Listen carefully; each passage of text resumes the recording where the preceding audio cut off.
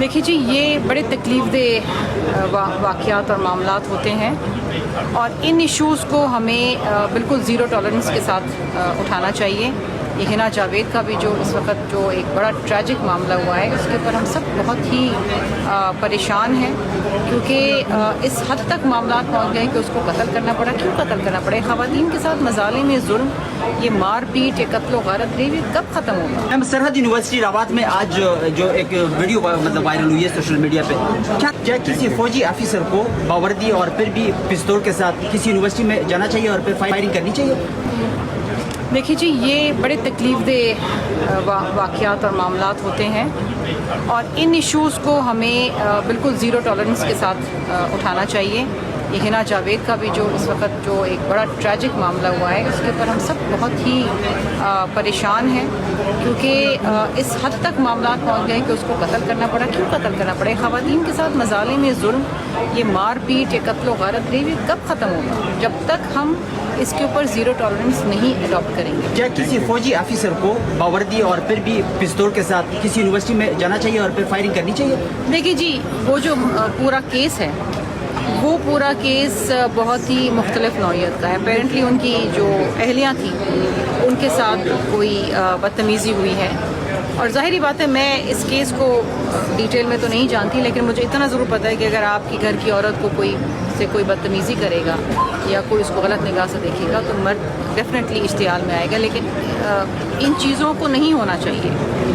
ان کی اہلیہ کے ساتھ کسی کو بدتمیزی نہیں کرنی چاہیے تھی۔ بات یہ ہے کہ خواتین کو تحفظ ہونا چاہیے، چاہے وہ گھر کے اندر ہو، چاہے وہ گھر کے باہر ہوں، چاہے وہ یونیورسٹی میں ہوں، چاہے وہ کہیں اپنی ملازمت کر رہی ہوں۔ یہاں پر خواتین محفوظ نہیں ہیں اس ملک کے اندر۔ سب سے بڑا مسئلہ یہ ہے کہ نہ وہ اپنے گھر میں محفوظ ہیں، نہ گھر کے باہر محفوظ ہیں۔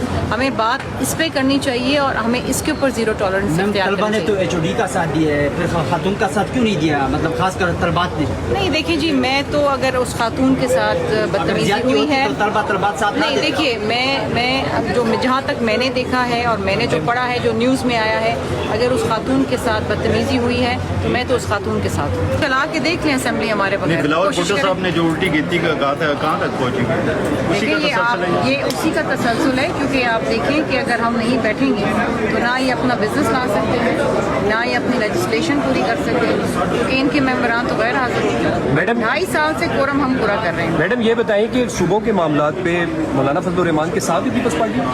دیکھیے ابھی تک اس سلسلے میں کوئی بات نہیں ہوئی۔ میڈم آپ کے ساتھ کا اتحادی مولانا فضل الرحمان صاحب کافی ایکٹیو ہیں، اپوزیشن کو اکٹھا کر رہے ہیں، کیا جلد بازی کے بھی چانس ہے کہ فیوچر میں ان کے ساتھ ہیں؟ دیکھیے اپوزیشن کو تو اکٹھا ہونا چاہیے اور اپوزیشن کو ہاؤس میں بیٹھ کے ایجنڈے میں کنٹریبیوٹ کرنا چاہیے، حکومت کو اکاؤنٹیبل بنانا چاہیے، جو وہ نہیں کرتے ہیں۔ اور جہاں تک ہمارا تعلق ہے، مولانا صاحب سے ہمارے بہت اچھے تعلقات ہیں اور ہمیشہ رہیں گے۔ ہم ان کے ساتھ اپوزیشن میں بیٹھیں نہ بیٹھیں یہ الگ بات ہے۔ نون کا بھی یہی موقف ہے کہ ہمارے کافی اچھے تعلقات ہیں مولانا کے ساتھ، وہ عزت سیاستدان ہیں اور ہمیں کوئی خطرہ نہیں ہے، اگر پارٹی بھی یہی سمجھتی ہے تو پھر مولانا صاحب ہیں کس سائڈ پہ؟ دیکھیے جی، مولانا صاحب ایک بہت پائے کے سیاستدان ہیں، ایز اے ویٹرن، ان کی سب عزت کرتے ہیں، ان کی رہنمائی بھی لیتے ہیں اور اہم معاملات میں ان سے مشاورت بھی کرتے ہیں۔ اچھی بات ہے کہ اگر وہ اپوزیشن کو متحد کرے۔ یہ تو چیئرمین بلاول بھٹو زرداری صاحب بھی کہتے ہیں کہ اپوزیشن اپنا کردار ادا کریں، اپوزیشن قائمہ کمیٹیوں میں واپس آئیں، اپنا کام کرے، حکومت کو کم از کم اکاؤنٹیبل تو کریں۔ اچھا آخر میں یہ بتا دیں کہ یہ جو سیم پیج تھا حکومت کے ساتھ پیپلز پارٹی کا، کیا یہ سیم پیج اب نہیں رہا؟ اب تو نہیں ہے۔ کیا میم موجودہ حکومت ختم ہونے جا رہی ہے؟ آپ تو بہت آگے تک پہنچ گئے، ابھی تھوڑا صبر تو کریں۔